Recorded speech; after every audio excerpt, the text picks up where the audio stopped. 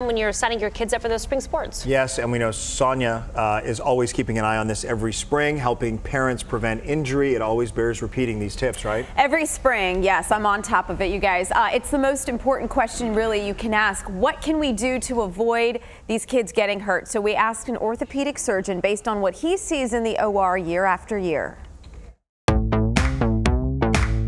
You may think getting hurt is part of being a child. In some cases, it is unavoidable, but skirting major injuries can keep kids from being sidelined while they're young and later in life. My name is George Liebes. Dr. Liebes specializes in orthopedic sports medicine. He has 4 tips for parents of young athletes.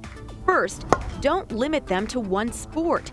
Data suggests single sport specialization leads to more overuse injuries, especially in younger kids, and it could limit their performance later in life. When a child is playing a single sport, they basically are working on only one type of movement or one pattern of movement and are not able to fully develop from a neuromuscular standpoint as an overall athlete. Next, maintaining good form makes all the difference. A lot of kids don't like the preseason workouts or the in-season workouts for weight training, etc., but these are actually the most important times to prevent injury.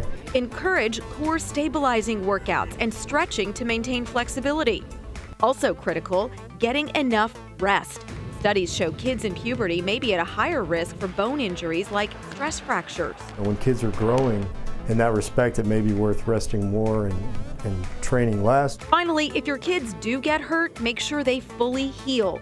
Avoid lingering injuries by taking time for rehab and those pre-participation physicals to get them back to playing as soon as possible in a safe way. All right, so I want you guys to take a look at this. At Texas Health Sports Medicine, there's a program that can actually assess your risk for injury. Doctors are also using it as part of rehab for young athletes who've already been injured.